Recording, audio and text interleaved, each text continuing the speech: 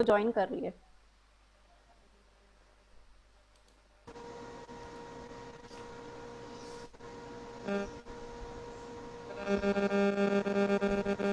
Sound आ रहा है।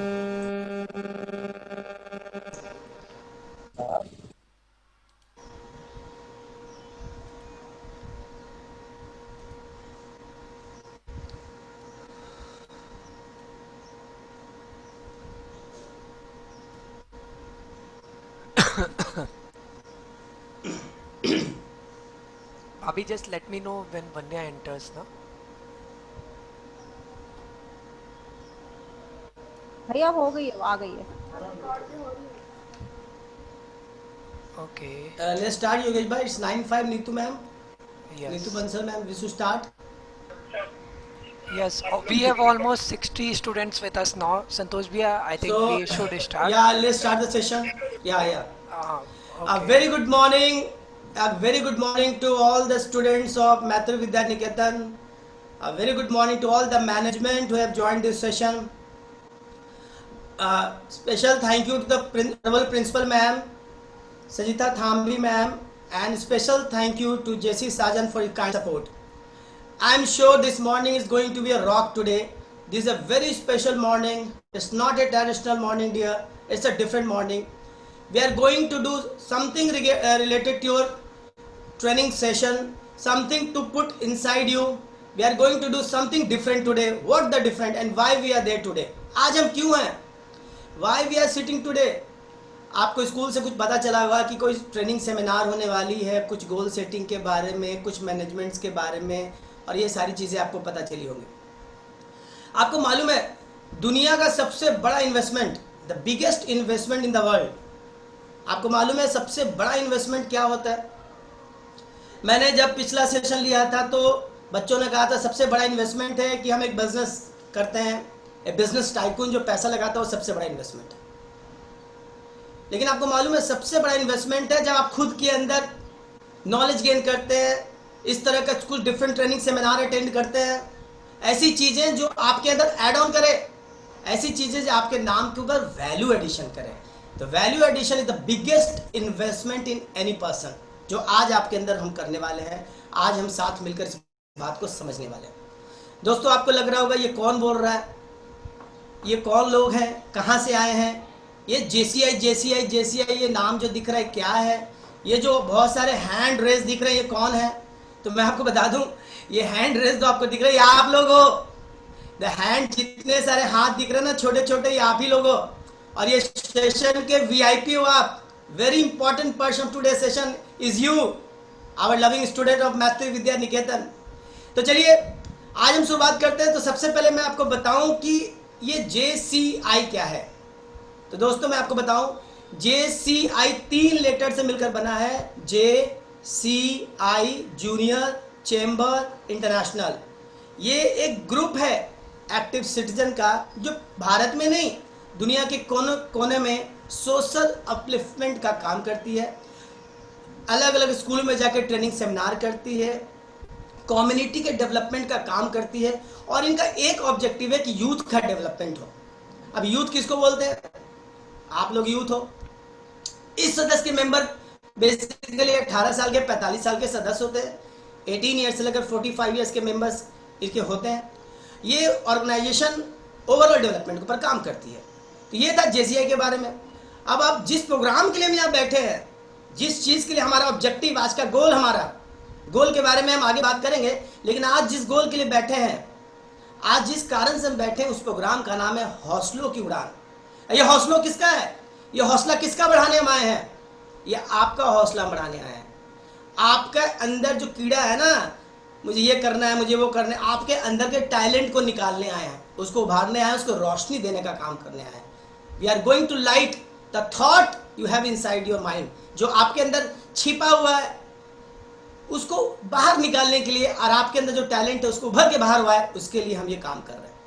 अब सवाल ये कि हौसलों की उड़ान करती क्या है? तो दोस्तों मैं बता दूं, पूरे छत्तीसगढ़ के अलग अलग स्कूलों में जाकर with the support of the management of the school, with the support of the principal, हम एक ट्रेनिंग प्रोग्राम करते हैं और बच्चों को एक मार्गदर्शक देते हैं कि आपको आगे क्या करना चाहिए। आपके आगे आपको क्या तैयारी करनी है।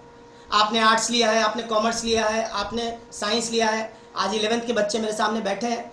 11th में आप डिसाइड कर चुके होंगे, 10th में ही आपने सब्जेक्ट ले लिया होगा कि मैं 11th में जाऊंगा या जाऊंगी, तो मैं बायो लिया है, मैंने कॉमर्स लिया है, मैंने ह्यूमैनिटी लिया है, और हम उस चीज़ को आगे बढ़ रहे हैं। और मेरा विश्वास है कि कोई ना कोई ऑब्जेक्टिव तो आप दिमाग में रखे ही होंगे।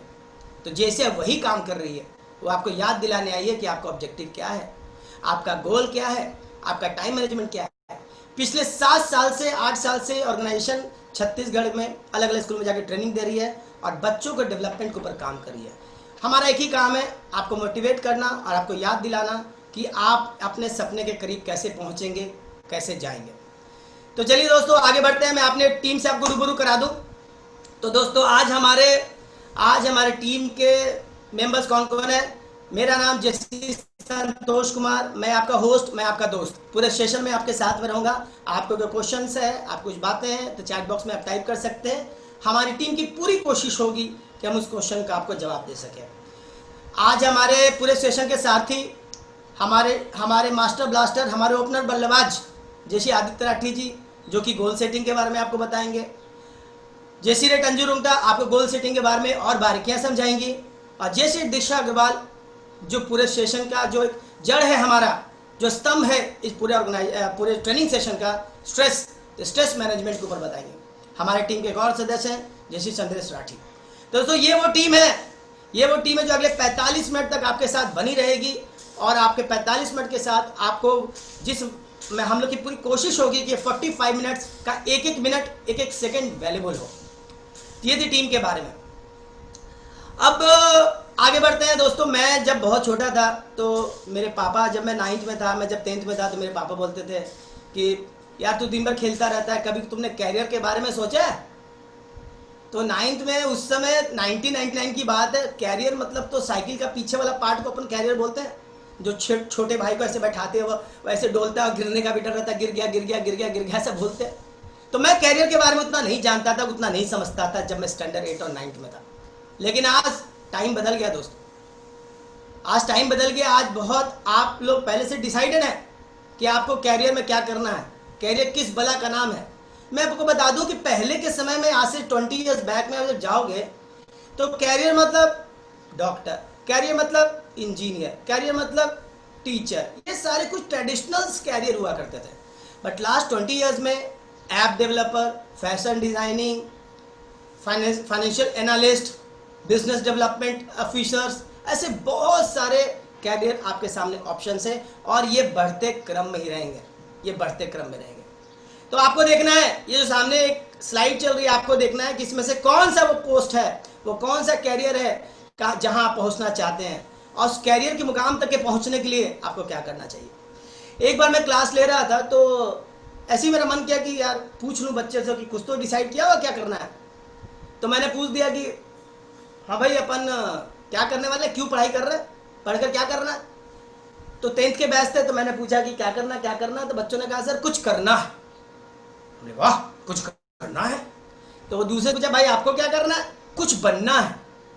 एक ने कहा ऐसे ही सर कुछ अच्छा करने का सोच रहे हैं हम तो बोले कुछ बनने का सोच रहे हो, नहीं ऐसा कोई डिसाइड नहीं किया। तो ये मुझे अलग अलग आंसर आए, किसी ने तीर निशाने नहीं मारा।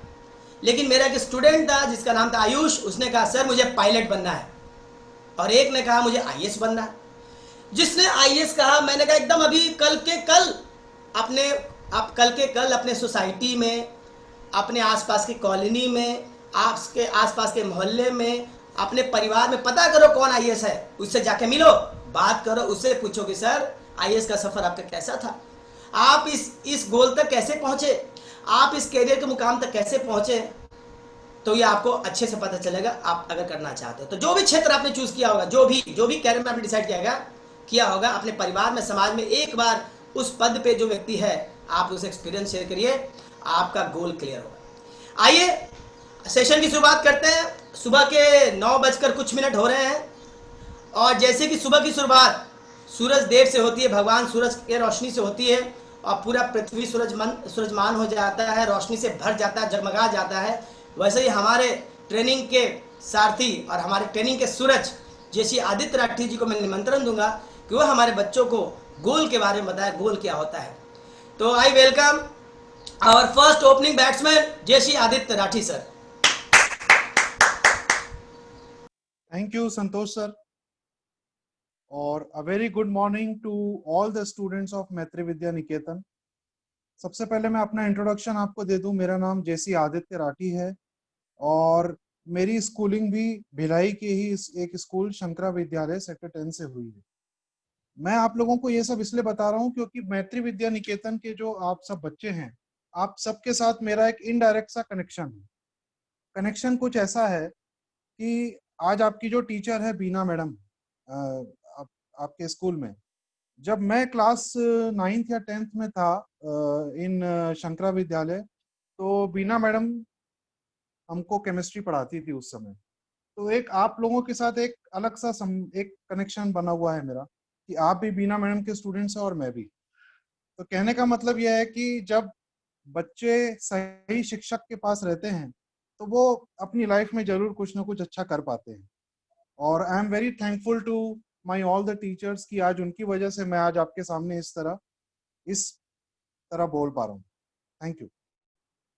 तो चलिए वापस एक अपने टॉपिक पर आते हैं। वाई गोल सेटिंग, क्या होता है ये गोल सेटिंग? गोल सेटिंग दोस्तों सक्सेसफुल बनने की ऐसी ट्रिक है, एक ऐसा मुहिम है जो आप सब जानते हैं, आप सबको पता है, आपके दिमाग के किसी कोने में है गोल सेटिंग करना चाहिए, इसे अपनाना चाहिए, लेकिन बहुत कम लोग उस ट्रिक पे काम कर पाते हैं, बहुत कम लोग उस पे वर्किंग कर पाते हैं।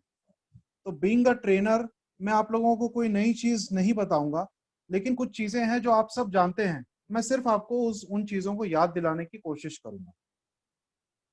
तो एक कहानी से शुरू करते हैं दोस्तों। एक गांव में एक किसान था। किसान थोड़ा छोटा था लेकिन था बहुत मेहनती और बहुत महत्वाकांक्षी। बहुत मेहनत करके उसने धीरे धीरे धीरे धीरे अपनी खेती बढ़ाई, आसपास की जमीनें खरीदी, अपनी खेती बढ़ाई। तो जब उसका काम धाम बढ़ा तो उसको सपोर्ट की जरूरत पड़ी। तो जब उसको सपोर्ट की जरूरत पड़ी तो वो कुछ लोगों का इंटरव्यू लेने लगा ताकि उसको उन लोगों को वो अपने यहाँ नौकरी पे रख सके। तो वो सबसे एक सवाल करता था कि मैं आपको नौकरी पे क्यों रखूं। तो सब अपने अपने तरीके से उसको जवाब देते थे, उसको इम्प्रेस करने के लिए। एक व्यक्ति था जिसने उसको कहा, उस व्यक्ति ने कहा कि I can sleep when the wind blows, मैं सो सकता हूं जब हवा चलती है। जवाब थोड़ा अटपटा था, किसान को समझ में नहीं आया, लेकिन उस अटपटे जवाब की वजह से उस किसान ने उसे नौकरी पे रख लिया कि देखेंगे इसका क्या मतलब है। कुछ साल बीते, कुछ महीने बीते। एक दिन गांव में खूब आंधी तूफान आया, खूब बरसात हुई। तो जब बहुत आंधी तूफान आया तो किसान घबराए हुए अपनी खेत की तरफ जाने लगा कि यार कहीं मेरी फसल बर्बाद तो नहीं हो गई होगी, कहीं मेरे जानवर अस्त व्यस्त तो नहीं हो गए होंगे। तो ये देखकर वो अपने खेत की तरफ बढ़ा। तो उसने देखा कि वो जो नौकर था जिसे उसने जॉब पर रखा था, अपने यहाँ नौकरी पे रखा था, वो नौकर जो है बड़े आराम से अपने तबेले में सो रहा था। तो ये किसान उसके पास गया, उसने उठाया, उसने कहा कि यार मैं यहाँ आंधी तूफान आया हुआ है और मैं तुमको पगार दे रहा हूँ, तुम क्या कर रहे हो यहाँ पे? तो उस व्यक्ति ने कहा कि सर मैं तो आपसे पहले ही कहा था कि I can sleep when the wind blows. तो किसान को थोड़ा सा गुस्सा आ गया, वो बहुत चिंता भी उसकी बढ़ गई। यार इसको इससे तो कुछ हो नहीं सकता, एक काम करता हूँ मैं ही जाके खेत में देखता हूँ कि मेरी फसल का क्या हाल चाल है। तो जब वो किसान अपने खेत में गया तो उसने देखा कि उसकी फसल सब एक तरफ व्यवस्थित रखी हुई है और उसके सारे जानवर जो हैं एक खेत में कोने में एक शेड बना हुआ है और उसके सारे जानवर वहां व्यवस्थित रखे हुए हैं, वहां रह रहे हैं। उन आंधी तूफान से उनको कोई फर्क नहीं पड़ रहा है।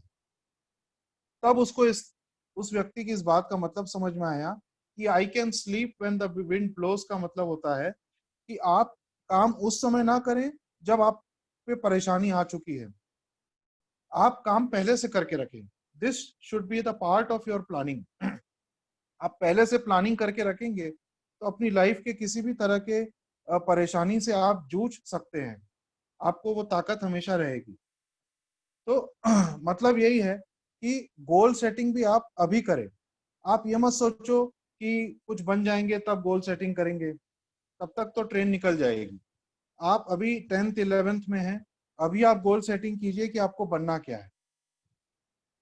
अब गोल सेटिंग का सीधा सीधा कनेक्शन है टाइम लिमिट से। आप स्क्रीन पे देख रहे होंगे एक लाइन लिखी हुई है, a goal is a dream with deadline. देखिए दोस्तों, सपने सब देखते हैं। जैसे मान लीजिए आपने तय कर लिया होगा कि मुझे सीए बनना है, या मुझे डॉक्टर बनना है, या मुझे आईएएस ऑफिसर बनना है। लेकिन अगर मैं आपसे कहूं कि 60 साल की उम्र में या 70 साल की उम्र में आप सीए बनिए, तो वो आपके काम आएगा क्या? नहीं। इसलिए आपके गोल के साथ आपको टाइम लिमिट पंच करना बहुत जरूरी है कि आपको सीए कितने दिन में बनना है। जैसे अभी 2020 चल रहा है, सपोज कीजिए आपने सोच रखा है कि 2025 तक आपको सीए बनना है, तो ये टाइम लिमिट पंच करना बहुत जरूरी है। तभी आप अपने प्रोफेशन को जी पाएंगे, तभी आप उस डिग्री का या उस प्रोफेशन का असली लुत्फ उठा पाएंगे। तो अपने गोल के साथ, अपने ड्रीम के साथ एक टाइम लिमिट पंच करना बहुत जरूरी है। अब बात आती है कि गोल सेटिंग करते कैसे। तो गोल सेटिंग करने के बहुत ही सिंपल 3 स्टेप्स हैं दोस्तों। सबसे पहला स्टेप है डिसाइड, दूसरा स्टेप है राइट, और तीसरा स्टेप है प्रैक्टिस। तो सबसे पहले हम डिसाइड की बात करें, तो जैसे मैंने आपको पहले भी बताया कि अभी जैसे मान लीजिए अगर आपको कहीं जाना है, सपोज कीजिए आपको कहीं जाना है, कहीं किसी दूसरे शहर में जाना है, तो सबसे पहले आप क्या डिसाइड करेंगे कि आपको जाना कहाँ है, ये आप डिसाइड करेंगे। उसके बाद आप ये डिसाइड करेंगे कि उस जगह जाने के लिए आपके पास कौन कौन से साधन अवेलेबल है। सपोज ट्रेन है, बस है, कार है, एरोप्लेन है। मान लीजिए आप ट्रेन का साधन चुनते हैं, तो आप अगला स्टेप क्या रहेगा कि आप ट्रेन में रिजर्वेशन करवाएंगे। फिर आप ये डिसाइड करेंगे कि उस जगह जहां भी आप जा रहे हैं, वहां हम कितने दिन के लिए जा रहे हैं, कितना लगेज ले जाना पड़ेगा। तो इस तरह की बहुत छोटी छोटी प्लानिंग करके आप फाइनली अपने डेस्टिनेशन पे पहुंच पाते हैं। तो बस वैसा ही है कि जब आप डिसाइड करें, तो सबसे पहले आप ये डिसाइड करें कि आपको बनना क्या है। गोल सेटिंग का सबसे पहला जो स्टेप है वो ये है कि आपको बनना क्या है। अब गोल सेटिंग डिसाइड करते समय आप ये जरूर याद रखिएगा कि हमेशा अपने गोल्स हाई सेट कीजिए। वो एक गेम है तीरंदाजी का, आप स्क्रीन पे उसका फोटो भी देख रहे होंगे। तीरंदाजी का गेम है जिसे इंग्लिश में आर्चरी कहते हैं। इस आर्चरी से जुड़े हुए लोग हमेशा एक चीज जरूर कहते हैं कि सेट अबव द मार्क, जो आपका पॉइंट है उसके ऊपर मारो। वो इसलिए क्योंकि जब आप यहाँ से तीर छोड़ेंगे और जब तक वो तीर जाके उस पॉइंट पे लगेगा, तब तक ग्रेविटी भी अपना रोल अदा करेगी उस तीर को नीचे गिराने में। तो जब आप तीर के ऊपर मारेंगे तब जाके वो तीर सही निशाने पे लगेगा। वो कहते हैं ना कि 100 का सोचोगे तो 98 या 99 पे सेट हो पाओगे। 100 के लिए अपने एफर्ट्स लगाना जरूरी है, उसके लिए 100 का सोचना जरूरी है कि मैं 100% मार्क्स लाऊंगा। तो जब 100% के लिए आप अपने एफर्ट्स लगाएंगे तो 98 या 99 पे शायद सेटल हो पाएंगे। So always set above the mark. उसके बाद अगला स्टेप है राइट एंड प्रैक्टिस। अब राइट के लिए आपको सिंपल ये करना है कि एक प्लेन पेपर लीजिए आप, और उस पे अपना एक गोल लिखिए। इस by 2025 I would be a CA, या by 2025 I would be a doctor. कुछ इस तरीके का आप गोल सेट कीजिए और उसे उस कागज को एक ऐसी जगह पे चिपकाइए जहां आपकी नजर रोज पड़े, ताकि आपको रोज याद रहे कि हाँ मुझे ये बनना है। क्योंकि नॉर्मली अपना माइंडसेट ऐसा होता है कि आज हमने डॉक्टर डिसाइड किया है, फिर कुछ दिनों बाद हमको एक दोस्त मिला जिसने बताया कि सीए में बहुत स्कोप है, तो हमारा गोल्स चेंज हो गया कि नहीं यार डॉक्टर छोड़ो, हम चार्टर्ड अकाउंटेंट बनेंगे। फिर कोई मिलता है, कोई बोलता है कि नहीं यार आईएएस ऑफिसर बनना है यार, उसमें रेस्पेक्ट बहुत मिलती है, बहुत एक अलग ही रुतबा होता है आईएएस ऑफिसर का। तो फिर हमारा गोल जो है शिफ्ट हो गया सीए से आईएएस ऑफिसर पे। तो इसीलिए आपका जो भी गोल है उसको लिखिए और उसे अपने कमरे में एक ऐसी जगह चिपकाइए जहां आपको वो रोज दिखे, ताकि आपको याद रहे कि हमें बनना क्या है। और लिखने का बहुत बड़ा मतलब लिखने का एक बहुत बड़ा मैजिक काम काम करता है। आप लोगों को अब जैसे आप सोच रहे होंगे कि यार लिखने की क्या जरूरत है, मेरे दिमाग में है कि मुझे इंजीनियर बनना है तो मैं बन जाऊंगा, उसमें लिखने का क्या महत्व है। तो मैं आप लोगों के साथ एक रियल लाइफ इवेंट शेयर करता हूँ कि 2007 में इंडिया वर्सेस ऑस्ट्रेलिया का एक मैच, क्रिकेट मैच हुआ था, जिसमें ब्रैड हॉग एक बॉलर, ऑस्ट्रेलियन बॉलर था, जिसने सचिन तेंदुलकर को आउट कर दिया, सचिन तेंदुलकर को बोल्ड कर दिया। तो जब सचिन तेंदुलकर क्लीन बोल्ड होकर वापस अपने पेविलियन की तरफ जा रहे थे, तो ये ब्रैड हॉग, जो कि उस समय एक नौसिखिया बॉलर था, एक इंटरनेशनल लेवल का पहला या दूसरा मैच रहा होगा उनका, तो ये बड़ा खुशी खुशी खुशी, क्योंकि उस समय सचिन तेंदुलकर को आउट करना अपने आप में एक बहुत बड़ी अचीवमेंट थी। गॉड ऑफ क्रिकेट को आप आउट किए हो, तो उसका एक बहुत बड़ा अचीवमेंट था। तो ये Brad Hogg with honour, with respect, ये सचिन के पास गए और उन्होंने कहा कि सर मुझे एक ऑटोग्राफ दे दीजिए ताकि मैं इस दिन को अपनी मेमोरी में हमेशा संभाल के रखूं। तो सचिन ने उसकी बॉल पे लिख दिया कि ये दिन तेरी जिंदगी में दोबारा कभी नहीं आएगा, this will never happen again. और उसके बाद जितने साल ये दोनों खेले, कम से कम 25 से 30 एनकाउंटर इनके हुए, अलग अलग तरह के मैच में, T20 में, IPL में, वर्ल्ड कप में, क्रिकेट वनडे में, टेस्ट में, अलग अलग तरह के मैच में इनके एनकाउंटर हुए, इनका आमना सामना हुआ, लेकिन दोबारा ब्रैड हॉग सचिन की विकेट नहीं ले सका। ये है लिखने का पावर, कि जब सचिन ने उसके बॉल पे ये लिख दिया था कि ये दिन तेरी जिंदगी में दोबारा कभी नहीं आएगा, उसके बाद वो कहीं जाके पिज्जा बर्गर नहीं खा रहा होगा या कहीं रिलैक्स नहीं कर रहा होगा। वो सिर्फ एक चीज कर रहा था, वो कर रहा था प्रैक्टिस। इतनी प्रैक्टिस की होगी सचिन ने और इतना कॉन्फिडेंस रहा होगा सचिन को ये लाइन लिख देने के बाद कि एक बार मैंने लिख दिया है, अब उसे प्रूफ करना है, उस जैसा बन जाना है। तो दोस्तों आप लोग भी पेन पेपर उठाइए और लिख दीजिए कि 2025 में आप डॉक्टर बनेंगे, या 2025 में मैं CA बनूंगा, या 2025 में मैं IAS ऑफिसर बनूंगा, और उसको, उस लिखित को प्रूफ करने के लिए अपने आप को जला दीजिए। वॉट एवर इट टेक्स, आपके लाइफ का सिर्फ एक ही लक्ष्य होना चाहिए कि मुझे ये लिखा हुआ प्रूफ करना है। आपने वो गेम देखा होगा, घुड़सवारी, हॉर्स रेस आपने देखी होगी, उसमें हॉर्स के दोनों आंख पे फ्लैप लगा रहता है। वो फ्लैप इसलिए लगा रहता है कि उसको अपने आजू बाजू वाले घोड़े ना दिखे, उसको सिर्फ अपने ट्रैक दिखे।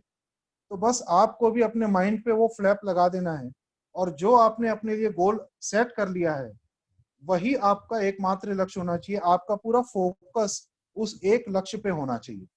आप इधर उधर देखेंगे, अपने दोस्तों को देखेंगे, कोई CA बन रहा है, कोई डॉक्टर बन रहा है, आपने सपोज अपने लिए IAS चुना है, अब कोई CA बन रहा है, कोई डॉक्टर बन रहा है, तो आपको उसको देख के अपने आप को हड़बड़ाना नहीं है, अपने आप को अपने लक्ष्य से हटाना नहीं है। आप अपने माइंड पे एक फ्लैप लगा दीजिए और बिल्कुल आप उस लक्ष्य पे फोकस करके आगे बढ़िए। This is the power of goal setting and this is the power of right and practice. मेरी तरफ से बस इतना ही दोस्तों। आगे के लिए गोल सेटिंग पे और विस्तार से जानेंगे हम। संतोष सर को हमें ट्रेनिंग आगे बढ़ाने के लिए मैं उनसे परमिशन दूंगा। Sir please. Thank you thank you thank you Aditya sir. मेरा विश्वास है कि बच्चों ने 2-3 बातें तो ज़रूर दिमाग में रखी होगी कि a goal is a dream with deadline. तो हमें डेडलाइन बनाना होगा, ये तो कंफर्म बात है कि हम 2 साल में इस चीज़ को प्राप्त करेंगे कि 3 साल में करेंगे। मुझे अगर कोई चीज़ कंप्लीट करनी है तो मुझे डेडलाइन बनानी होगी। तो डेडलाइन मेरे दोस्तों, ये बहुत इंपॉर्टेंट पॉइंट है जो आदित्य सर ने अभी आपको समझाया कि डेडलाइन बहुत ज़रूरी है किसी काम को करने का। कोई कोर्स कंप्लीट कर रहे हैं, कोई कंपटीशन का एग्जाम दे रहे हैं, तो एक डेडलाइन हमें बनाना पड़ेगा। तो मेरा विश्वास है आदित्य सर, बच्चों ने आपसे ये जरूर सीखा होगा कि आज वो अपना पेन और कॉपी अगर उनके सामने होगा तो जरूर अपना डेडलाइन वो लिख रहे होंगे कि ये चीज़ें मैं 2 साल में कंप्लीट करूंगी, ये चीज़ें मैं 2 साल में कंप्लीट करूंगा, ये 3 साल में ये हो जाएगी, 5 साल में ये हो जाएगा। और दूसरा आपने जी बहुत ही इंपॉर्टेंट पॉइंट जिसको आपने टच करा, that is the set above the mark, कि हमें गोल ऊंचा रखना होगा, हमें गोल ऊंचा रखना होगा। ये चीज़ें मेरे बच्चों ने आज जरूर सीखी होगी, मेरा विश्वास है। ये बहुत ही इंटेलेक्चुअल क्राउड है, ये चीज़ों को बहुत बारीकी समझ रहे हैं और ये पहला सेशन से इन्हें आइडिया हो गया होगा कि there something different today we are going to receive, आज एक अलग ही चीज़ इन्हें मिलने वाली है, ये बात मेरे बच्चों ने समझ लिया होगा। तो बहुत बहुत धन्यवाद आपका। अब हमारे बीच में जैसे बोलते हैं ना, क्रिकेट में 50 ओवर हो गया और लंच ब्रेक होता है और अगला 50 ओवर होता है, तब मैच कंप्लीट होता है। तो दोस्तों ये गोल का मैच अभी आधा हुआ है। सर ने आपको इनिशियल चीज़ें बताई हैं जिसके लिए आपने तैयार है।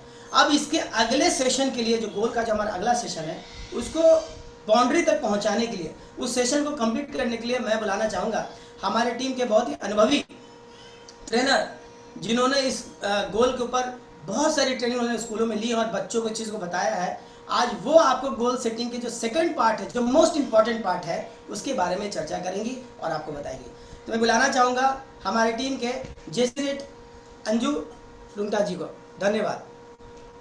अंजू मैम।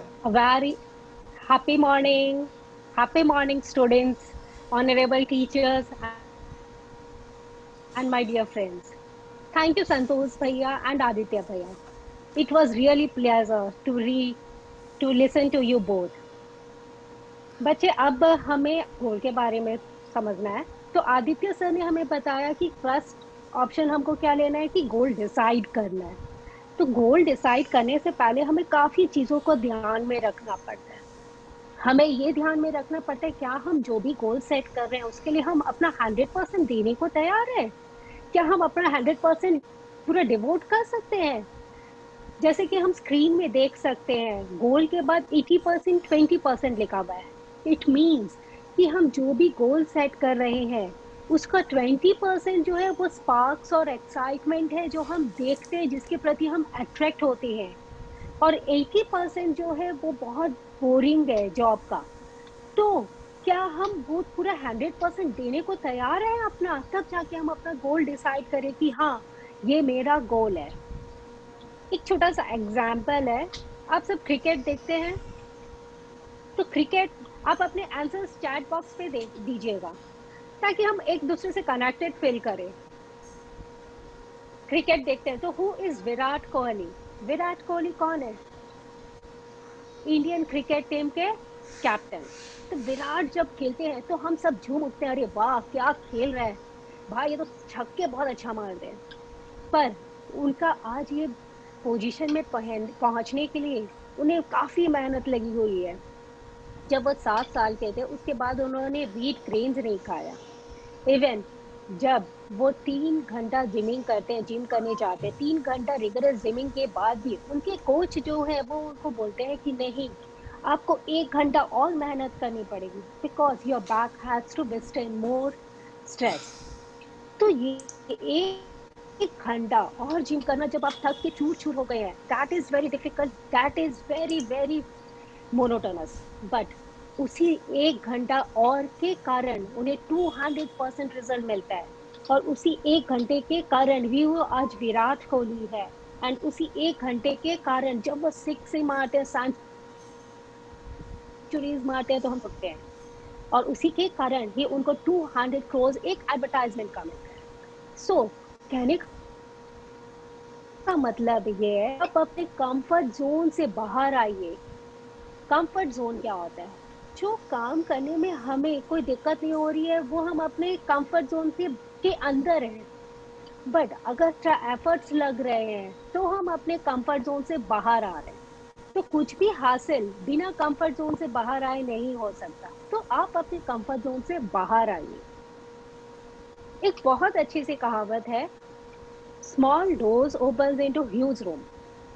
हम सभी एक बड़े से रूम में बैठे हैं, तो उस बड़े से रूम में आने के लिए हम कहाँ से आते हैं? एक छोटे से डोर से।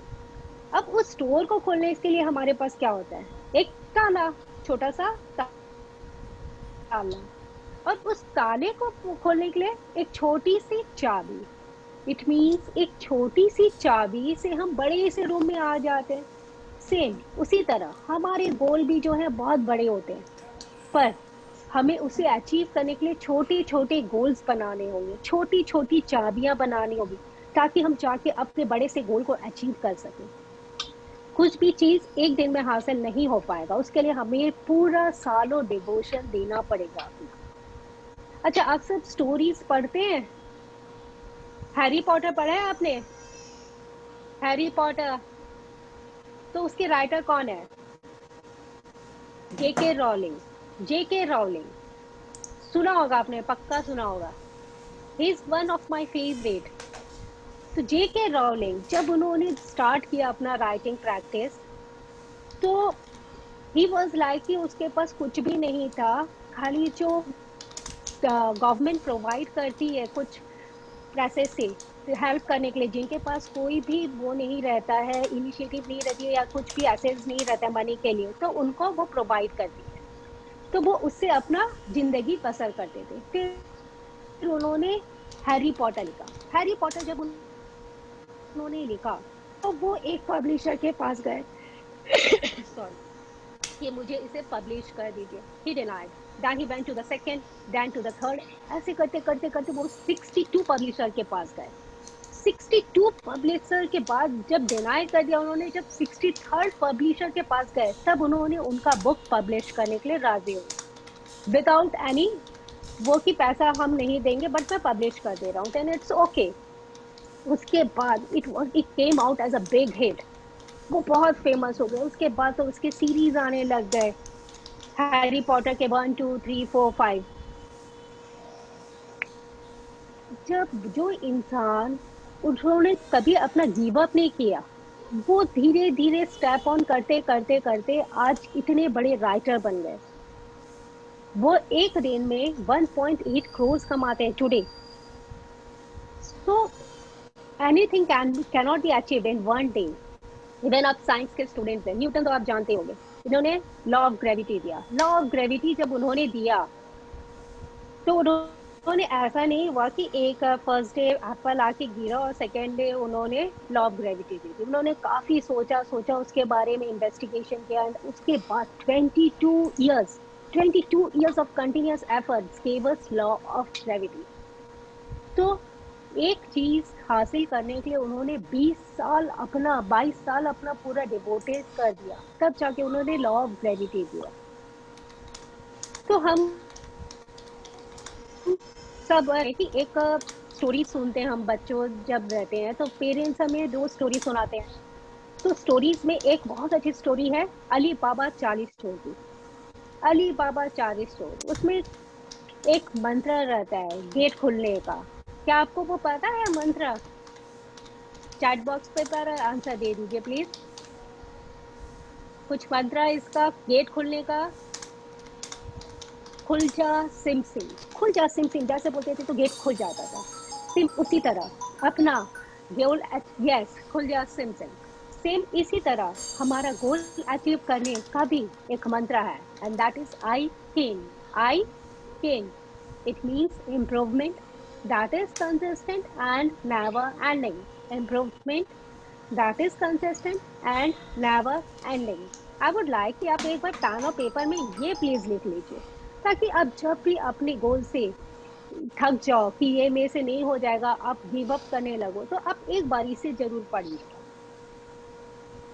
अच्छा, आप सब मूवीज देखते हैं? मूवीज देखते हैं, तो मूवीज में एक तारे जमी पे आया था मूवी, तारे जमी पे। उसमें आमिर खान एक बच्चे से मिलता है, ईशान। ईशान जो बच्चा रहता है उसे ठीक से अल्फाबेट्स भी नहीं समझ में आता। इवन उसके पेरेंट्स जो रहते हैं वो उसे थक जाते हैं कि यार ये हम नहीं पढ़ा सकते, उसे हॉस्टल में डाल देते हैं। तो ईशान को समझने के लिए आमिर खान ने काफी मेहनत की उसे, तब उनको जाके समझ में आया कि अरे यार इसे तो अल्फाबेट्स ही नहीं समझ में आते, ए और बी और डी में वो डिस्टिंग्विश नहीं कर सकते हैं एंड ऑल दैट। तो उसने उसके ऊपर वर्कआउट किया, ईशान ने भी उनको अंडरस्टैंड किया और उनके साथ साथ अपना वर्कआउट किया। तो धीरे धीरे धीरे करके वो इम्प्रूव होता है। पहले अल्फाबेट समझता है, वर्ड समझता है, धीरे धीरे करके वो पूरा एकदम टॉप करने लग जाता है स्कूल में। सो एक दिन में उसने हासिल नहीं किया, या आमिर खान ने उसे टॉपर नहीं बना दिया। उसे काफी एफर्ट्स लगे दोनों को, तब जाके वो पूरा स्कूल में बहुत अच्छा परफॉर्म करने लग गया। तो कंटिन्यूअस एफर्ट से उसने आज हासिल कर दिया था, जो वो पढ़ भी नहीं पाता, जिसके पेरेंट्स उसे समझते थे कि नहीं ये नहीं कर सकता, वो उनको भी प्रूफ करके दिखा दिया। So continuous effort is needed to achieve anything. So marginal gains and small improvement is inside the brain of every human being. We can achieve anything, but only with consistent efforts. Consistent efforts only gives us the result. अच्छा, अब आप class 11th के student I guess. Yes, class 11th. तो class 11th के बाद हमें 12th में काफी सारे कॉम्पिटिटिव एग्जाम्स देने रहते हैं. उन कॉम्पिटिटिव एग्जाम्स में हमें बहुत सारा पढ़ना पड़ता है. तो क्या होता है, आजकल क्रैश कोर्स बहुत फैशन में आ गया है. क्रैश कोर्स क्या होता है, एक मंथ आफ्टर 12th हम क्रैश कोर्स कर लेंगे, उसके बाद हम कॉम्पिटिटिव एग्जाम में बैठ जाएंगे. क्रैश का मतलब क्या हो जाता है, क्रश कर देना. क्रश मीन्स अब कुछ भी क्रश हो जा रहा है. तो आप जब एक महीने का क्लास पूरा सुबह से लेकर रात तक कर रहे हो, पूरा साल भर का सिलेबस आप उसमें पढ़ोगे, तो क्या होगा, आपका दिमाग एकदम क्रश हो जाएगा. एंड जब आप एग्जाम देने बैठोगे तो आपको कुछ भी याद नहीं आएगा ठीक से कि अरे यार ये क्वेश्चन का आंसर क्या होगा एंड ऑल दैट. तो फिर आप एक चक्रव्यूह के अंदर जैसे अपने आप को सोचोगे कि मैं चक्रव्यूह में फंस गया हूँ. जैसे कि अभिमन्यु अपने चक्रव्यूह से बाहर नहीं आ पाते हैं, उसी तरह हम भी अपने क्वेश्चन पेपर के चक्रव्यूह से बाहर नहीं आ पाएंगे और हम अपने गोल अचीव नहीं कर पाएंगे. सो क्यों हम crash course and all that करें? क्यों हम एक साल मेहनत नहीं करें? पूरा साल भर हम थोड़ा थोड़ा डिवोट करेंगे तो नेचुरली हम अपने गोल को अचीव कर लेंगे. सो अब इतना सारा हमने सुन लिया कि आईकेन भी ले लिया, फॉर्मूला भी ले लिया, गोल भी सेट कर लिया, पर काफी सारी चीजें हैं, दिक्कतें हैं कि हम अपना टाइम नहीं मैनेज कर पाते. कि इतना सारा चीज करना है यार मुझे. आज तो मम्मी पापा का एनिवर्सरी है, आज मेरे बेस्ट फ्रेंड का बर्थडे है, आज दादाजी तो पिकनिक ले जा रहे हैं, अरे आज मेरी कजिन की शादी है, उसमें मैं कैसे नहीं जाऊंगा, शादी कैसे होएगी. अरे इतना सारा टेंशन है आप लोगों को, तो कैसे उसे फुलफिल करोगे, कैसे 24 घंटे में सब चीज फिनिश करोगे, गोल भी अचीव करना है. तो बस उसके लिए हमारे पास बहुत अच्छे ट्रेनर है, कोच है, टीचर है. ये संतोष सर, वो दिखते बहुत ही सिंपल, पर जब वो बोलते हैं तो कमाल का बोलते हैं और इतने सिंपल वे में कॉम्प्लिकेटेड चीजों को समझा देते हैं कि बस वाओ, कि सब हमारे भेजे में पूरे अच्छे से घुस जाता है. So I would like to call अपन Santosh sir. Thank you. Thank you. Anju ma'am, मैं आपको बता दूं, बच्चे ने आपके सेशन के बाद जो मुझे समझ में आ रहा है, बहुत ही बेहतरीन तरीके से उन्होंने अपना गोल सेटिंग, कुछ लोगों ने तो पहले से करा होगा, कुछ जो नहीं किए होंगे वो अब समझ गए होंगे कि मेरे लाइफ में, मेरे कैरियर में, और मैं जो भी एजुकेशन अभी ले रहा हूँ या ले रही हूँ, मैं अपने गोल का अगर सेट करना भूल गई तो आज ही अभी मैंने गोल सेटिंग पर पूरा काम आज वो करेंगे. तो मैं इसके लिए आपको थैंक यू देना चाहूँगा. और अभी good morning to all the teachers who join the session. Sreelatha ma'am, Bindu ma'am, Anju ma'am and Suresh sir, thank you for participating in this wonderful training session. मैं आप लोगों का इस ट्रेनिंग सेशन में स्वागत करता हूँ. अब दोस्तों, अब बात ये है कि गोल सेटिंग के बाद टाइम मैनेजमेंट. तो टाइम मैनेजमेंट के लिए मैं आपको बता दूं कि ये दो शब्द से मिलकर बना है, टाइम एंड मैनेजमेंट. लाइफ में टाइम मैनेजमेंट बहुत ज़रूरी है. आप कोई भी, आप अपने जब घर से बाहर निकलेंगे तो आप देखेंगे हर चीज़ का एक टाइम है. दुकान के खुलने का, आपके स्कूल के खुलने का. जब आप स्कूल जाते थे तो उस समय आपके प्रेयर का टाइम था, आपके पीरियड का टाइम डिस्ट्रीब्यूशन था, आपके लंच पीरियड का टाइम डिस्ट्रीब्यूशन था, बस की टाइमिंग थी. Each and everything is done with a proper time management. आज हम इस टॉपिक को समझेंगे टाइम मैनेजमेंट के बारे में. तो इससे हम एक कहानी से, एक इलस्ट्रेशन से शुरू करते हैं. तो आइए मैं थोड़ा आपको एक प्रोफेसर के पास ले जाता हूँ. एक प्रोफेसर थे जो एक बार सोचे कि आज मैं पढ़ाऊंगा नहीं, आज मैं बच्चों को एक एक्सपेरिमेंट समझाऊंगा. मैं कोशिश करूंगा कि इस एक्सपेरिमेंट से मेरे बच्चे टाइम मैनेजमेंट को समझ जाए. तो उन्होंने एक जार लिया. जार लेने के बाद वो बोले कि वहाँ पे उन्होंने थोड़े पत्थर रखे. वो अपने कैरी बैग से निकालते जा रहे थे, छोटे पत्थर, रेत और पानी का भी जार वहाँ पे रखा था. बच्चे समझ नहीं पा रहे थे कि आज सर क्या करने वाले हैं, आज कुछ लगता है मैजिक होने वाला है. सर ने थोड़ा स्माइल देकर सारे बच्चों को देखा. सभी बच्चों ने सर को गुड मॉर्निंग कहा. सर आज क्या करने वाले हो आप? बोले कुछ नहीं, मैं एक एक्सपेरिमेंट दिखाऊंगा, इलस्ट्रेशन दिखाऊंगा और तुमसे कुछ जवाब सवाल करूंगा. उसके बाद सर ने जार में बड़े पत्थर डालने शुरू किए. बड़े पत्थर डालते के क्रम में जो पत्थर था वो ऊपर तक आ गया. सर ने एक सवाल पूछा बच्चों से, तो बच्चों बताओ इज द जार फुल, क्या ये जार भर चुका है क्या? ज्यादातर बच्चों ने कहा कि सर जार तो भर चुका है, इसमें अब कोई जगह नहीं बचा।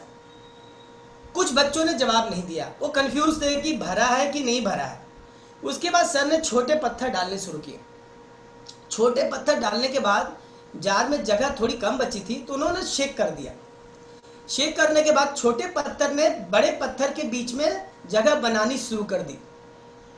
और जगह बनाने शुरू करने के बाद जब वो पूरी तरीके से अंदर चला गया, तो सर ने फिर से वही क्वेश्चन रिपीट किया, बच्चों इज द जार फुल? कुछ बच्चों ने कहा सर हाँ सर, इस बार जगह है नहीं, इस बार तो पूरा भर गया, हम लोग कंफर्म है। फिर भी कुछ बच्चे जवाब नहीं दे रहे थे। They are still not answering that question कि जार इज फुल और नॉट। उनके मन में कंफ्यूजन था कि शायद अभी भी कुछ जगह है। सर ने उस एक्सलेस्ट्रेशन को आगे बढ़ाया, फिर उन्होंने रेत डालना शुरू किया। रेत छोटे साइज के होने की वजह से बहुत ही आसानी से जार में जगह बनाना शुरू कर दिया, और इस प्रकार रेत ने भी जगह बना लिया। फिर सर ने पूछा is the jar full? This time the whole class को समझ नहीं आ रहा था कि वो यस बोले कि नो बोले, पर बच्चों ने कहा सर इस बार तो पूरा ही भर गया, कोई जगह नहीं बचा। कुछ बच्चे थोड़े कंफ्यूज होने वाला नहीं ऐसा कुछ कह रहे थे, but they were not confident. वो कॉन्फिडेंट नहीं थे कि जार भरा है कि नहीं भरा। फिर सर ने पानी डालना शुरू करा। पानी डालने के बाद जार भर गया। इससे पहले कि सर कोई क्वेश्चन पूछते इज द जार फुल और नॉट, एक बच्चा खड़ा होकर बोलता है सर मैं समझ गया, आप ये क्यों दिखा रहे हो? मैं समझ गया सर, ये क्या कारण है? हाँ, तो सर ने पूछा क्या कारण है बेटा? सर आप कहना चाहते हो, पहले आपने घड़ी दिखाया था, 24 आवर बताया था, इसका मतलब हम 24 घंटे में बहुत प्रकार के काम कर सकते हैं, ये भी कर सकते हैं, वो भी कर सकते हैं, ये भी कर सकते हैं, वो भी कर सकते हैं।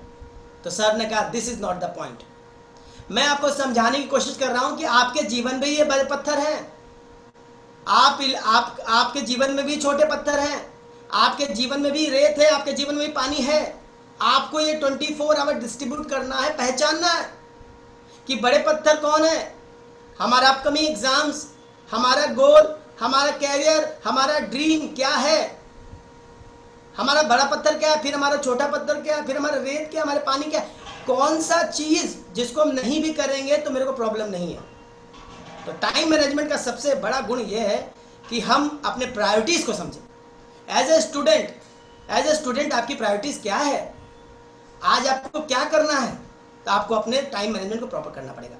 और अगर आपने इसी इलस्ट्रेशन को रिवर्स मार दिया, पहले आपने रेत भर दिया, पानी भर दिया, यानी कि आपने सोशल मीडिया, आपके गॉसिप्स, एक्स्ट्रा एक्टिविटीज जिसको कि आप छोड़ सकते हैं या बाद में कर सकते हैं, उसको आपने अगर टाइम से भर दिया तो आपका पूरा दिन समाप्त हो जाएगा। और जैसे ही रात होगी आपको याद आएगा कल का एग्जाम का तो तैयारी किया नहीं, ओ वो तो छूट गया, मैंने पहले ही कहा था, सुबह से मैं कह रही थी पढ़ लो, तुम तो सुने नहीं। तो यूट्यूब है, तो फलाना है, तो ढिमकाना है, टीवी पे ये देख लेता हूँ, दोस्त बुला रहा है, ये वो हो गया, अब करो, अब ले लिया स्ट्रेस, हो गई टेंशन। तो दोस्तों इस कहानी से हमें यह शिक्षा मिलती है कि हमें भी टाइम में मैनेज करना में आना चाहिए, हमें अपनी प्रायोरिटीज को समझनी चाहिए। जितने भी इस दुनिया में जो सक्सेसफुल लोग हैं, जितने भी हैं, उन्होंने अपने लाइफ में एक नियम बना लिया है। उन्होंने अपने लाइफ में नियम बना लिया है कि भैया मेरा ये काम है तो पहले ये होगा। आज ट्रेनिंग सेशन है तो हमने पूरी तैयारी कर ली कि आज मैत्री विद्या निकेतन के बच्चों के साथ हमें बैठना है, आज उनके साथ बैठ के हमें ट्रेनिंग सेमिनार करना है। सुबह से मैंने क्या करा, हमारे टीम मेंबर ने क्या करा, हमारे बैक ऑफिस ने क्या करा, सब ने प्रॉपर टाइम मैनेजमेंट करके आपके सामने आज बैठे हैं। तो ये थी आज की बड़े पत्थर जो हमारे लिए थी। आपको भी अपने जीवन में बड़े पत्थर पहचानने होंगे। मैं ये नहीं कह रहा हूँ कि आप वो मत करिए, ये मत करिए, आप लाइफ में सब कुछ करिए, लेकिन मैनेजमेंट्स कर लीजिए, प्रॉपर मैनेज करके चलाइए। आइए मैं आपको कुछ पर्सनालिटी के बारे में बताता हूँ। एक बार मिल्खा सिंह पाकिस्तान दौड़ने गए, उनको रेस में पार्टिसिपेट करने के लिए बुलाया गया, वो भी गए। नॉर्मली हम कहीं जाते हैं तो ये सब रेस के पहले 2-4 दिन पहले पहुंच चुके थे। पाकिस्तान के कोच को मालूम था कि मिल्खा जीत जाएगा, ये मिल्खा जीत जाएगा, इसका कुछ दिमाग करो, इसको डिस्ट्रैक्शन करो। जिस प्रकार आपको कौन डिस्ट्रैक्ट करता है, आपको भी अपना डिस्ट्रैक्शन पहचानना होगा। छोड़ना यार, एग्जाम का क्या करना है, चलना यार, अरे यार खेलते ना यार, गेम्स खेलते हैं, मजा करते हैं यार, छोड़ना यार। You have to identify your distraction. Milkha Singh को डिस्ट्रैक्ट करने के लिए पाकिस्तान के कोच ने पर्सनली आके बोला, Milkha this is your will be your last race, ये तुम्हारे जीवन की अंतिम रेस होगी, तुम हारोगे, तुम हारोगे, तुम हारोगे। उसने तो कुछ क्वेश्चन घुसा दिया मिल्खा के दिमाग में। मिल्खा सिंह दिमाग का तेज था, बोला कुछ नहीं, मुझे प्रूव नहीं करना है, इंप्रूव करना है। ये लिख लीजिए इस लाइन को, आपको प्रूव भी नहीं करना है, आपको इंप्रूव करना है, किसी को साबित नहीं करना है। इस दुनिया में किसी को साबित नहीं करना है। दुनिया को खुश करना बहुत मुश्किल है, अपने आप को खुश करना बहुत आसान है। तो मिल्खा सिंह ने कहा कि मुझे प्रूव नहीं करना, इंप्रूव करना है, मुझे अपना स्टैंडर्ड को रेज करना है। Raise your standard. लगा प्रैक्टिस करने, लगा प्रैक्टिस करने। सुबह सुबह उठा और एक मूवी भी इस पर आई थी जिसमें मिल्खा सिंह को दिखाया गया कि छोटे से मग्गे में वो अपने पसीने को कैसे निचोड़ के कपड़े से निकालते थे। और प्रैक्टिस बढ़ाया, प्रैक्टिस बढ़ाया, प्रैक्टिस बढ़ाया, प्रैक्टिस बढ़ाया, बड़े बाल्टी में पसीना निकालना शुरू किया। पसीना निकालने का मतलब ये है कि ज्यादा मेहनत करी, ज्यादा प्रैक्टिस करी, रेस किया अपना स्टैंडर्ड, प्रूव नहीं किया, इंप्रूव किया और जीत लिया रेस, और कहलाए flying Sikh. Proper time management, सोने नहीं चल गए। आदित्य सर का सुना था आपने, सोने नहीं चल गए, लगे रहे, consistent consistent consistent and never ending, never ending, never ending. Anju ma'am क्या बोल के गई, कंसिस्टेंट रहना है और नेवर एंडिंग करना है। आई कैन तो आपने लिखा ही होगा। चलिए आगे बढ़ते हैं। कपिल देव की मुझे याद आती है, क्रिकेट मेरा फेवरेट स्पोर्ट्स है। आप लोग में से बहुत सारे लोग का क्रिकेट एक फेवरेट स्पोर्ट्स होगा। कपिल देव आज तक याद किए जाते हैं दोस्तों। चंद्रमा पे तीसरी बार कौन गया किसी को याद नहीं, पांचवी बार कौन गया किसी को याद नहीं, लेकिन पहली बार सबको याद रहता है। रैंक 1 का नाम तो मैम को भी, प्रिंसिपल सर को भी याद रहता होगा, लेकिन रैंक 10th कौन आया, 8th कौन आया, ये नॉर्मली याद नहीं रहता। He was the man, he was the personality who bring the first world cup in 1983। बहुत सारे लोग का इस समय जन्म नहीं हुआ होगा, आपसे बहुत यंग क्राउड है, मगर मैं इनके बारे में आपको बता दूं। ये कहते थे कि अगर महान क्रिकेटर बनना है, अगर महान क्रिकेटर बनना है, महान स्पोर्ट्समैनशिप करना है, दिमाग में डालना है, कहीं पहुंचना है, तो याद रखो 4 बजे उठना नहीं है, 4 बजे उठना नहीं है, 4 बजे तो आपको स्टेडियम होना चाहिए, 4 बजे तो आपको स्टेडियम होना चाहिए। उठ जाग मुसाफिर भोर बही, अब रैन कहाँ जो सोवत हैं, जो सोवत हैं सो खोवत हैं, जो जागत हैं सो पावत हैं। मम्मी भी कहती होगी ना, अरे उठो, अरे रुको, अरे क्या वापस हो। फिर थोड़ी बात मम्मी बोलती उठो, सूरज देव जाग गए, अरे जोड़ा क्लास नहीं, ऑनलाइन क्लास नहीं, डाटा खत्म हो गया, मैं बहाना मार दूंगा। चलता रहता। टाइम मैनेजमेंट के बारे में कपिल देव ने कहा कि सुबह 4 बजे उठना नहीं है, 4 बजे स्टेडियम होना चाहिए, तब जाके एक महान क्रिकेटर बनोगे। ब्रूसली का नाम मुझे भी याद आ गया। एकाएक ब्रूसली ने कहा था कि मुझे तो उससे बहुत डर लगता है जो एक किक को 10,000 बार मारने का प्रैक्टिस करता है। एक किक को, मुझे उससे डर नहीं लगता जो 10,000 तरीकों से फाइट करना जानता होगा, उसे तो मैं यूं हरा दूंगा, क्योंकि मैंने अपनी फाइटिंग की टाइम की मैनेजमेंट बहुत अच्छे तरीके से की है। लेकिन दोस्तों ब्रूसली जैसे फाइटर आपके भी बहुत सारे लोग के फेवरेट हो गए। इनका बड़ा फियर फैक्टर था कि मुझे उस पर्सनालिटी से, उस फाइटर से, उस व्यक्ति से डर लगता है जो फाइटिंग में एक फाइट का टाइम मैनेजमेंट इतने अच्छे तरीके से करता है कि वो 10,000 बार प्रैक्टिस करता है, उससे मुझे डर लगता है। बड़े बड़े पर्सनालिटी से आप सुन लीजिए, आपको टॉप 5 लाइन निकालिएगा, उसमें एक लाइन जो हर समय आपको दिखेगा, सुबह उठो, सुबह उठो, सुबह उठो। आपके पास भी 1 घंटा, आपके पास भी 24 आवर्स, आपके पास भी 86,400 सेकेंड्स। तो आपको देखना है कि वो 24 घंटे में बड़े पत्थर, छोटे पत्थर, आपको देखना पड़ेगा, सैंड, पानी, अरे है क्या, आपको कोई समझाएगा नहीं। आप सक्सेसफुल हैं, आज सक्सेसफुल, आप 11 तक पहुंचे, ऐसे नहीं पहुंचे आप, आपने कड़ी मेहनत की होगी, आपके टीचर ने आपके ऊपर कड़ा मेहनत किया, कड़ा संघर्ष किया होगा, आपके स्कूल मैनेजमेंट ने आपके ऊपर काम किया होगा। मेरे सामने ऐसे बहुत सारे बच्चे होंगे जो नर्सरी, केजी 1-2 से पढ़ रहे होंगे, वो भली भांति मेरी बात को समझ रहे होंगे। Consistent effort, better time management से आज जो सक्सेसफुल है। कोई भी सामने बैठा हुआ व्यक्ति आज सक्सेसफुल नहीं है, कभी अपने आप को अंडरस्टिमेट मत करिएगा। लेकिन एक बात मेरा फेवरेट डायलॉग है कि आप कभी कामयाब नहीं होंगे। कोई सोच रहा होगा मैं कामयाब नहीं होऊंगा, मैं कामयाब नहीं होऊंगा, मैं कामयाब नहीं होऊंगा। आप कभी कामयाब नहीं होंगे जब सूरज आपको उठाएगा। याद रखिए, आप कभी कामयाब नहीं होंगे जब सूरज आपको उठाएगा। आप जिंदगी में फतह हासिल करोगे जब सूरज को उठाना चालू कर दोगे। तो कल सुबह उठना और कहना है सूरज देख मैं तेरे से पहले जाग गया और मेरा बड़ा पत्थर मेरी पढ़ाई, मेरा बड़ा पत्थर मेरा गोल, मेरा कैरियर, और मैं उसको पकड़ के रखूंगा। सूरज को उगाना चालू करने का समय आ गया दोस्तों। टाइम आ गया है कि हम अपना सुबह का समय उठे और दिन को बड़ा बनाएं और अपने बड़े पत्थर को पहचाने, छोटे पत्थर को पहचाने और टाइम मैनेजमेंट को अच्छे से फॉलो करें। और मेरा मानना है कि जिंदगी कभी देती नहीं है, लौटाती है। जिंदगी कभी देती नहीं है, लौटाती है उसी अनुपात में जिस अनुपात में आप देने वाले हैं। अनुपात का मतलब रेशियो।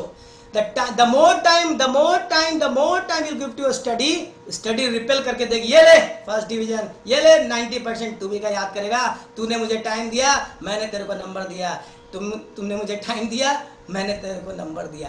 तो ये दोस्तों बहुत जरूरी है, क्योंकि जो आप बोलेंगे वो आपको मिलेगा, मांगना आपको पड़ेगा। हमको अंदर से हमारा आत्मा जानता है कि हम कम पढ़े, हमने ध्यान नहीं दिया इसलिए कम नंबर आया, लेकिन दुनिया को बोलते हैं अरे मैम ने नंबर काट लिया, अरे सर ने ऐसा कर दिया। नहीं, तो ये समय आ गया है कि हम तैयार हो जाएं, अपने मॉर्निंग से इवनिंग तक के सेशन को, नाइट सेशन को बना लें, जॉट डाउन कर लें, कहीं लिख लें। और मेरा कहना है, एक बार मेरे से कुछ पेरेंट्स बात कर रहे थे तो उन्होंने कहा कि सर इसको मैथ्स में ना बहुत प्रॉब्लम है, बनता नहीं, से बहुत दिक्कत है, मैं आज बात करने आई हूँ आपसे। तो मैंने कहा अच्छा मैथ्स में प्रॉब्लम है, 10th 11th में आके मैथ्स में प्रॉब्लम? मैथ्स तो यार केजी नर्सरी से चालू हो जाता है, ONE1 TWO2, मैथ्स में कहाँ प्रॉब्लम होगा? तब उसे कहा नहीं सर, मैथ्स के ट्रिगो में प्रॉब्लम है। अब देखिए इतना बड़ा समुद्र से कुएं में आ गए। फिर मैंने पूछा ट्रिगो में कहाँ प्रॉब्लम है, तब उन्होंने गिन के 7 क्वेश्चन बताए, 7 क्वेश्चन में प्रॉब्लम था, पूरा मैथ्स में प्रॉब्लम बना के खड़ा कर दिया।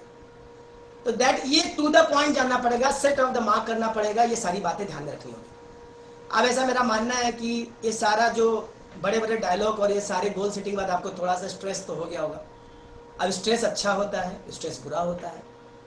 स्ट्रेस होता क्या, किस बला का नाम है? आज मेरे को बहुत स्ट्रेस हो गया, दिमाग खराब हो गया यार, तो काम नहीं हुआ, ये सारी चीजें हो गई। तो स्ट्रेस को मैनेज करने के लिए हमारे पास स्ट्रेस मास्टर है। तो यू आर वेरी लकी कि आज हमारे पास हमारे टीम के ऐसे पर्सनालिटी जिन्होंने स्ट्रेस के ऊपर काफी ट्रेनिंग सेमिनार और रिसर्च करके आज आपके लिए बेहतरीन से बेहतरीन स्लाइड और बेहतरीन से बेहतरीन कहानी, मैं इस बात की गारंटी देता हूं कि अभी तक आपने जो अटेंड किया सो किया, that was the past. Coming time में जो अब हमारा सेशन है वो हमारे सेशन की जान है। तो आइए हम बुलाते हैं हमारे स्ट्रेस मास्टर जयश्री दीक्षा मैम का। जोरदार तालियों का स्वागत अपने घर से आप करिए इनको, और इनको बुलाते हैं जयश्री दीक्षा। Thank you, Santosh sir, for your kind words. A very good morning to the principal, teachers, and my dear friends. मैं जयश्री दीक्षा अग्रवाल आज आप सबसे यहाँ पे स्ट्रेस के बारे में बात करने आई हूँ।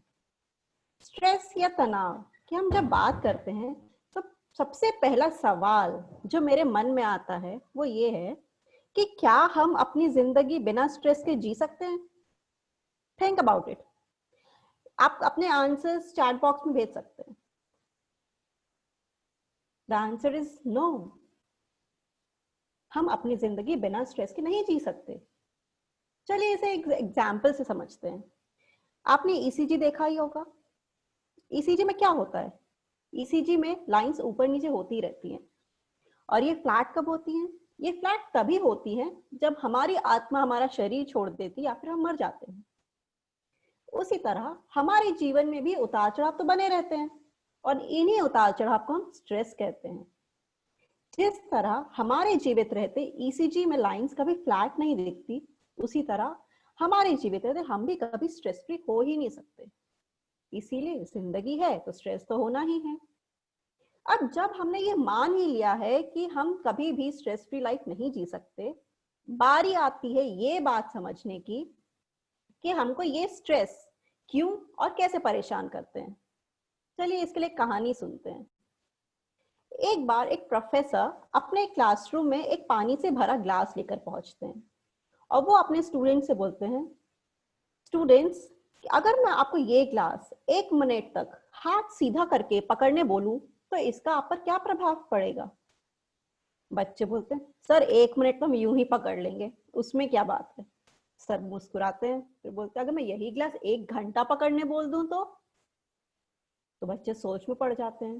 कुछ बच्चे बोलते हैं, सर हमारे हाथ में दर्द होने लगेगा। सर बोलते वेरी गुड।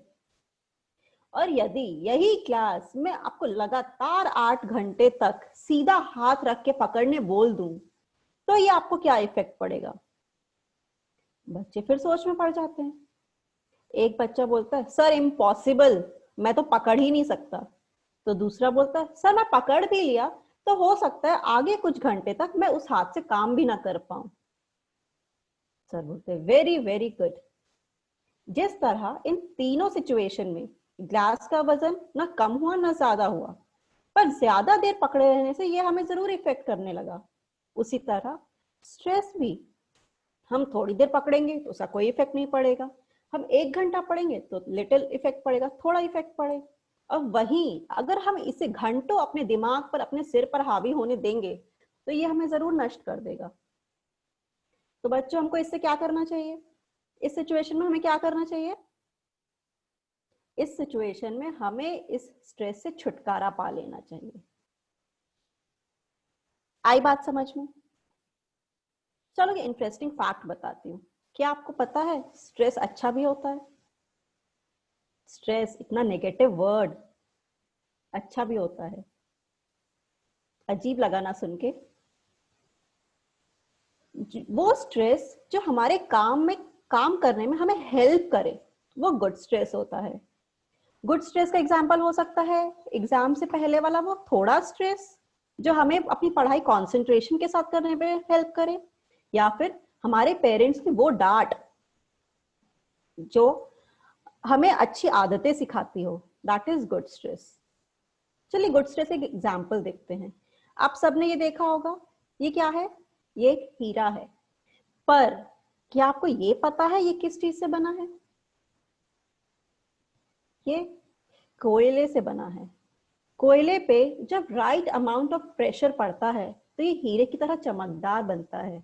उसी तरह जब हम पर एक right kind and right amount of pressure पड़ता है तो हम फोकस्ड और मोटिवेटेड रहते हुए पढ़ाई करते हैं और इसी हीरे की तरह चमकदार बनते हैं। पर जब यही स्ट्रेस हमारे आउट ऑफ कंट्रोल हो जाए, हमारे दिमाग पर हावी होने लगे, तो यही गुड स्ट्रेस बैड स्ट्रेस में कन्वर्ट हो जाता है। बच्चों स्ट्रेस बहुत सारे टाइप्स के होते हैं, पर आप स्टूडेंट लाइफ में मुझे लगता है मेन 3 टाइप्स ऑफ स्ट्रेस ही होते हैं। पहला होता है stress of expectation, second is stress of comparison and third is stress of mistakes. जब हम स्ट्रेस ऑफ एक्सपेक्टेशन की बात करते हैं, चलो एक मूवी देखते हैं आज। आपको ये सीन याद है? ये किस मूवी का है? ये एक मेरी one of the favourite movie रही है। You can use your chat box, use your fingers, थोड़ी एक्सरसाइज हो जाएगी। Come on right, I am waiting for your answers. Very good, ये 3 इडियट का है। क्या आपको पता है इस सीन में आर माधवन जो कि फरहान का रोल प्ले कर रहे थे, जब वो पैदा होते हैं उनके फादर बोलते हैं मेरा बेटा इंजीनियर बनेगा। उनके पैदा होते ही डिसाइड कर लिया जाता है कि मेरा बेटा तो इंजीनियर बनेगा। यही एक्सपेक्टेशंस तो हम में से कई लोगों को ले डूबती है। सोसाइटी का एक्सपेक्टेशन, फैमिली की एक्सपेक्टेशन, हमारी खुद से हमारी एक्सपेक्टेशन हमें बहुत स्ट्रेस देती है। पर हमें आना चाहिए कि हमें स्ट्रेस को कैसे डील करें। जिस तरह फरहान फोटोग्राफर बनना चाहता था, इंजीनियर नहीं, पर वो अपने फादर के प्रेशर में आके इंजीनियरिंग कर रहा था, क्या वो सही कर रहा था? आप ही सोचिए कितना स्ट्रेस्ड आउट रहा होगा।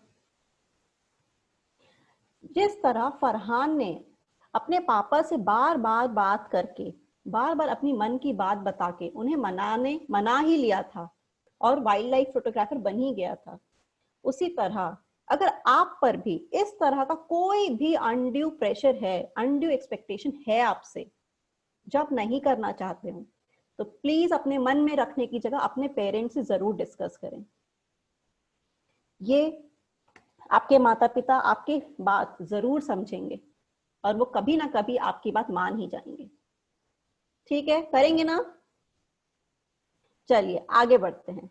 नेक्स्ट है स्ट्रेस ऑफ कंपैरिजन।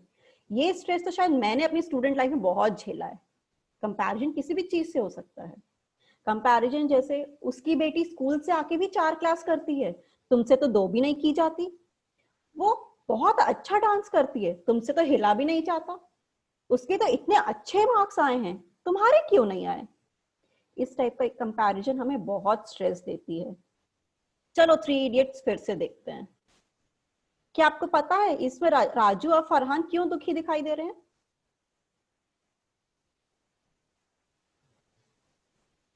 इसमें राजू और फरहान को दुख इस बात का है, दोस्त फेल हो जाए तो दुख होता है, लेकिन दोस्त फर्स्ट आ जाए तो ज्यादा दुख होता है ना। ये एक नेचुरल फीलिंग है, ह्यूमन फीलिंग्स है, नेचर होता है, ह्यूमन नेचर, सबको फील होता है ये।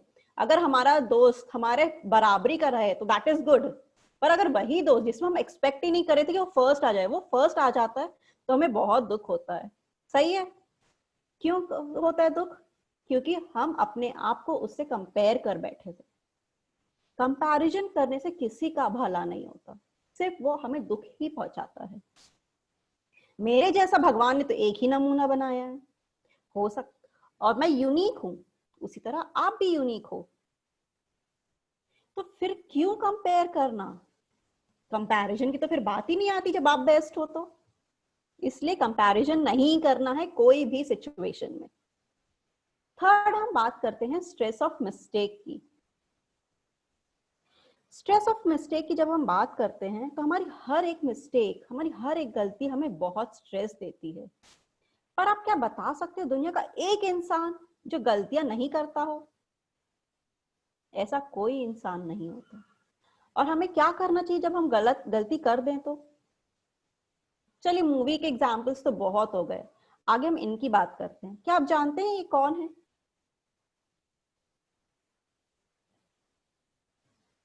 ये कौन से फेमस साइंटिस्ट है? ये थॉमस एल्वा एडिसन साहब हैं। ऐसे तो इन्होंने बहुत सारे आविष्कार किए, पर एक इनका अनोखा आविष्कार था बल्ब का। क्या आपको लगता है इनका बल्ब बनाने में एक ही ट्राई में वो सक्सीड कर गए होंगे, उन्हें सक्सेस मिल गई हो कि एक ही ट्राई में? नहीं, उन्होंने बल्ब बनाने से पहले भी 999 बार गलतियां करी थी, पर उन्होंने गिव अप नहीं किया। अगर वो गिव अप कर देते क्या हमें आज रोशनी मिलती? नो। उन्होंने अपनी हर एक छोटी गलती से कुछ ना कुछ सीखा, तभी वो लास्ट में बल्ब बनाने में सक्सेसफुल हो पाए।